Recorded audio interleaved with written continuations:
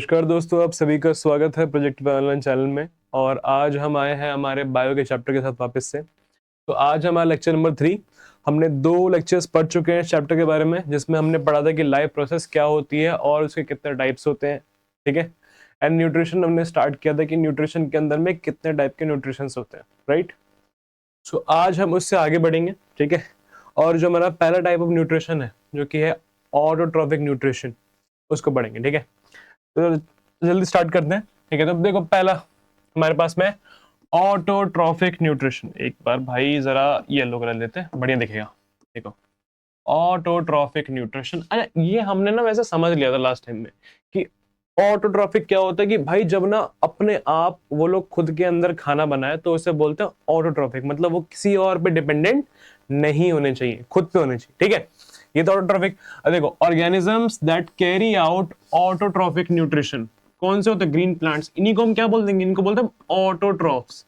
ऐसे ऑर्गेनिजम्स जो कि ऑटोट्रॉफिक न्यूट्रिशन करते हैं उन्हें बोलते हैं हम ऑटोट्रॉफ्स, जो कि खुद पे डिपेंडेंट है भाई, किसी और पे डिपेंडेंट नहीं है, इंडिपेंडेंट। परफेक्ट। अब इनके ये करने की प्रोसेस हो क्या होती है? अरे ठीक है, हमने ये मान लिया कि आपने बोल दिया कि ये जो है ये खुद से खाना बनाते हैं। अब बनाते कैसे हैं? ठीक है, देखते हैं। क्या इन्हें कुछ भी नहीं लगता? जैसे मान लेते हैं हम भी जब खाना बनाएंगे हमें सब्जी लगती है, ठीक है, ये तो खुद ही सब्जियां हैं। अब इन्हें क्या लगता है खाना बनाने को? तो इन्हें लगता है कुछ इनऑर्गेनिक मटेरियल। अच्छा, इनऑर्गेनिक मटेरियल मतलब कुछ केमिकल्स, कुछ ऐसे फैक्टर्स जो कि इनऑर्गेनिक है, जो नेचर में प्रेजेंट है, वो लगते हैं इन्हें। अच्छा, ऐसा है। हाँ। और उनको लेकर ये उसे कन्वर्ट कर देते हैं किसमें? Complex carbohydrate. यही है बेटा फूड। कार्बोहाइड्रेट जो है ना, यही है हमारा फूड। तो ये क्या करता है? ये इन्होंने लिया इनऑर्गेनिक मटेरियल, उसे चेंज कर दिया किसमें? कार्बोहाइड्रेट में। मिल गया उन्हें खाना। अब इसकी देखो बुक वाइड डेफिनेशन पढ़ते जरा अच्छे से।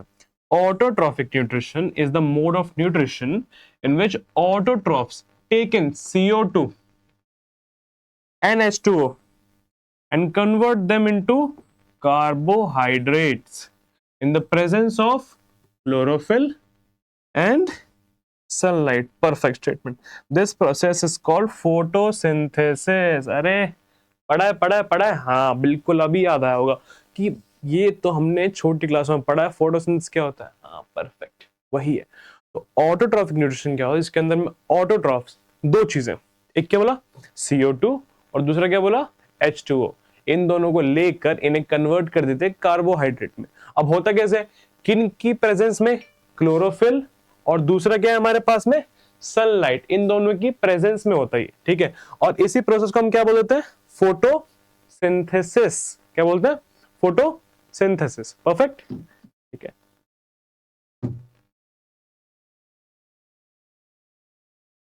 ठीक है, आगे देखते हैं। आगे हमारे पास में है, अरे फोटोसिंथेसिस, चलो ठीक है, आपने बोल दिया कि फोटोसिंथेसिस जो होती है ये होती है। अब ये होती कैसी है? इनके लिए क्या क्या रॉ मटेरियल चाहिए होते हैं? हर एक चीज को करने के लिए कुछ ना कुछ तो चाहिए होता सामान, ताकि वो रेडी हो। सेम फोटोसिंथेसिस को करने के लिए भी हमें चाहिए होते हैं कुछ रॉ मटेरियल्स। वो क्या है? देखो, अरे ये तो वापस आ गई ये वाली लाइन। बात नहीं,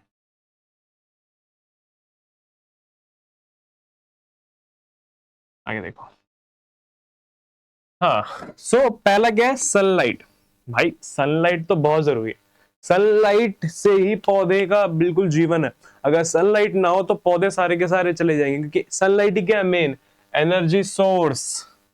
एनर्जी सोर्स है रिएक्शन का। अगर सनलाइट ना हो तो चलेगा ही नहीं कुछ भी, क्योंकि सनलाइट ना बिल्कुल आपके घर की लाइट की तरह।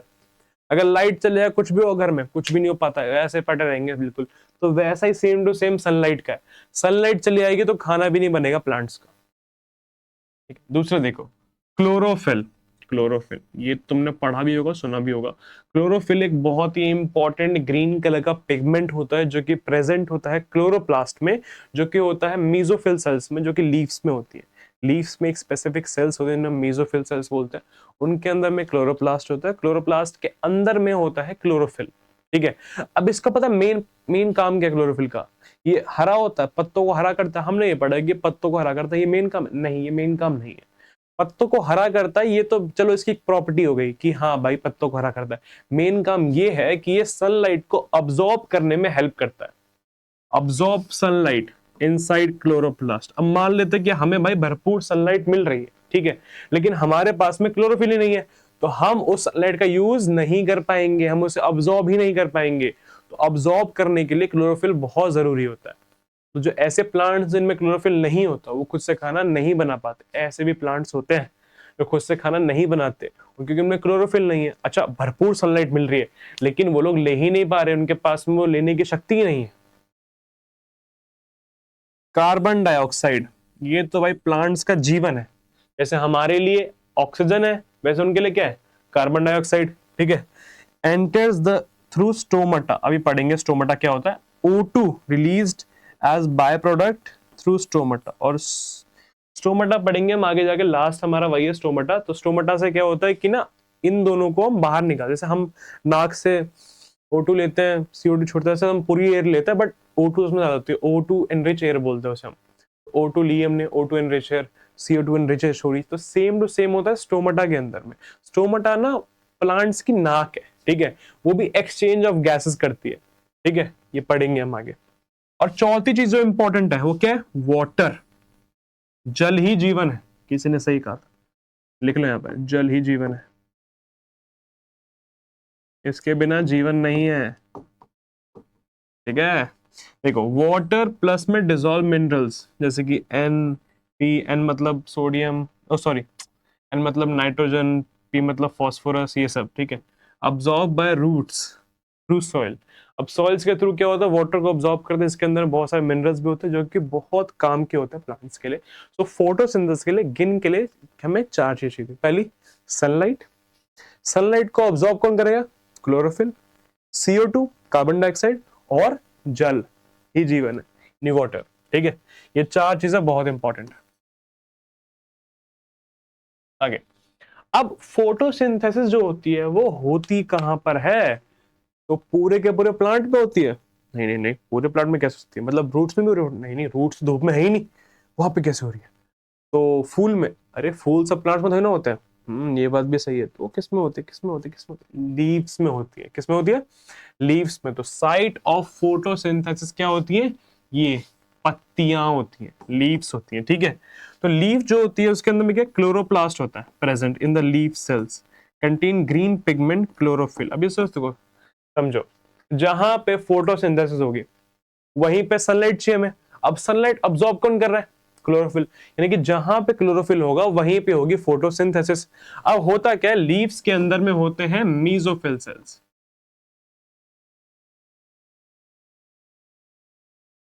जिनके अंदर में होता है क्लोरोप्लास्ट। क्लोरोप्लास्ट के अंदर तो होता है क्लोरोफिल, समझे। तो मीजोफिल सेल्स है, उसके अंदर में क्या है, क्लोरोप्लास्ट, और क्लोरोप्लास्ट के अंदर में क्या है, chlorophyll. The chloroplast present in the leaf contains green pigment called chlorophyll. इसलिए लीफ में क्या होती है, फोटोसिंथेसिस लीफ में होती है, ठीक है, समझ गए। तो साइट ऑफ फोटोसिंथेसिस क्या है भाई, लीफ है, ठीक है। अब इवेंट्स क्या होते हैं फोटोसिंथेसिस के, अब कोई जो प्रोसेस होती है वो एक स्टेप में तो होती नहीं है, उसके स्टेप होते हैं, ठीक है। तो इसके इवेंट्स क्या है, देखो पहला इवेंट है हमारे पास में, ब्लैक देखिए अच्छे से, absorption of light energy by chlorophyll. हाँ भाई, सबसे पहला इवेंट क्या होगा कि जो भी लाइट मिल रही है हमें उससे अब्जॉर्ब करो, अब्जॉर्ब करो ऊपर से, ठीक है। तो पहला काम क्या है कि अब्जॉर्ब करना लाइट एनर्जी को जो हमें मिलती है क्लोरोफिल से, क्लोरोफिल अब्जॉर्ब करता है ना।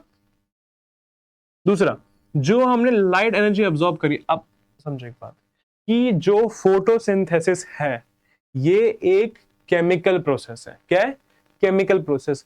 अब मुझे बताओ कि अगर तुम्हारे पास में कोई केमिकल प्रोसेस है करनी, ठीक है, तो तुम्हारे पास में जो एनर्जी का सोर्स होना चाहिए वो भी क्या होना चाहिए, केमिकल होना चाहिए।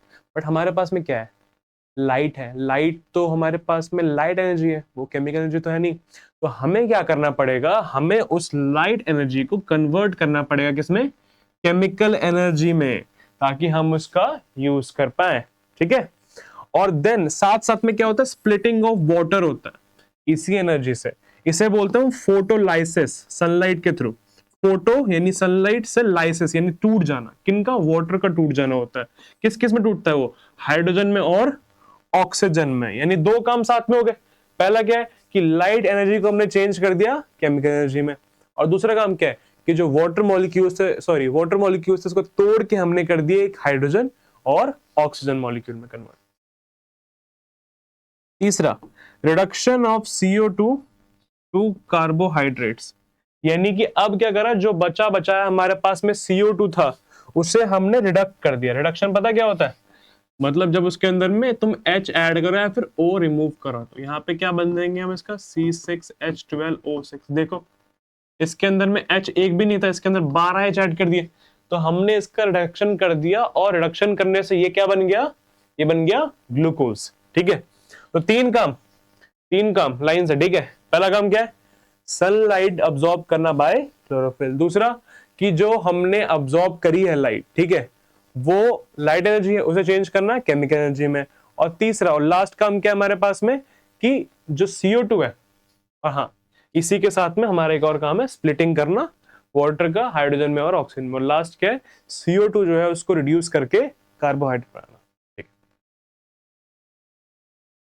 अब भाई हमारे पास भाई ये स्टोमेटा, देखो कितने सुंदर स्ट्रक्चर है स्टोमेटा का। ठीक है, अब ये होती कहां पर है, देखो जो लीव्स होती है ना, लीव्स के अंदर में ना छोटे छोटे छेद होते हैं। ठीक है, अगर तुम जूम के देखो तो उन्हीं छेद में tiny pores present on the surface of leaves, जो सरफेस होती है लीव्स की उन पे छोटे छोटे छेद प्रेजेंट होते हैं, उन छेद में ही होते हैं स्टोमेटा। ठीक है, अभी जो स्टोमेटा है ये कुछ दिखने में ऐसा होता है। ठीक है, अब यहां पे देखो तुम्हारे पास में टोटल 3 चीजें हैं जो इसमें मेन जानने वाली है, वो ये है।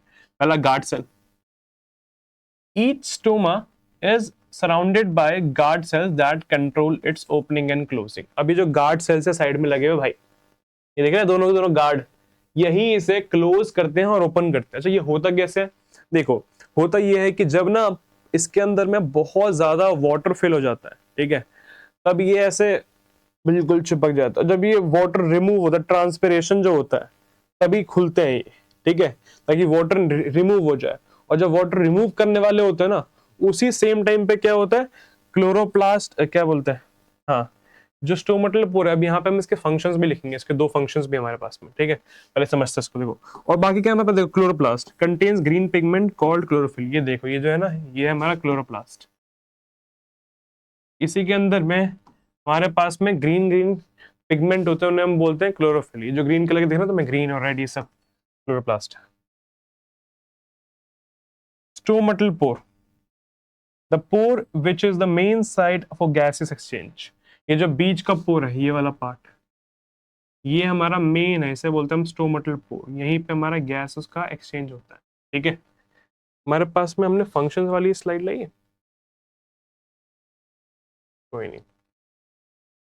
ठीक, हमारे पास में फंक्शन वाली स्लाइड हमारा, हम इसे ऐड कर देते हैं।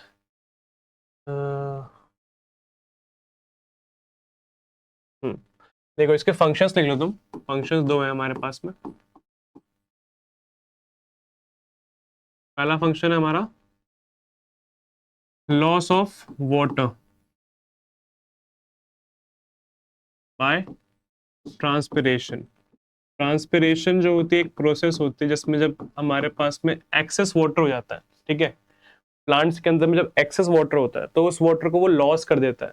जैसे इवापोरेशन बोलते हैं ना, सनलाइट से उस वाटर को लॉस कर देता है, वो बाहर की तरफ लाता है, गार्ड सेल्स फूल जाते हैं। ठीक है, तो वाटर का फिर वो लॉस करता है, तो वाटर जो होता है वो वेपरेट हो जाता है। ठीक है, इसे बोलते हैं हम ट्रांसपिरेशन। और जब वाटर का लॉस होता है तो फिर जो गार्ड सेल्स होते हैं वो भी ओपन हो जाते हैं। जब वो ओपन होते हैं, ओपनिंग होती है जब उनकी, तभी क्या होता है, एक्सचेंज ऑफ गैसेस भी हो जाता है। कहाँ से होते हैं exchange of gases, through stomatal pore.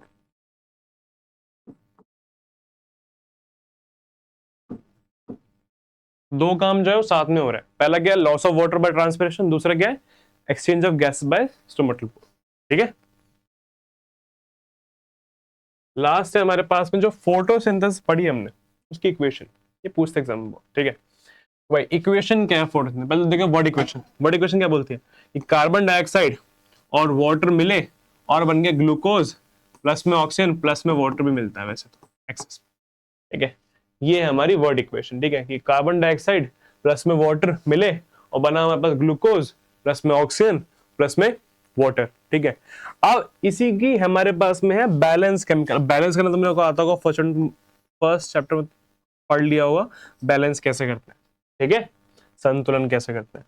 अब इसी की इक्वेशन में बैलेंस कर दिया, 6CO2 plus 12H2O, C6H12O6, 6O2 और 6H2O, ये तुम्हें याद करना है, ठीक है। ध्यान ये रखो कि इस इक्वेशन के अंदर तुम्हें बस ये वर्ड इक्वेशन याद करनी है, ठीक है। अब इस वर्ड इक्वेशन में ना ग्लूकोज को अलग रखो, ग्लूकोज का फॉर्मूला फिक्स है, उसमें कोई भी चेंज नहीं होगा, C6H12O6।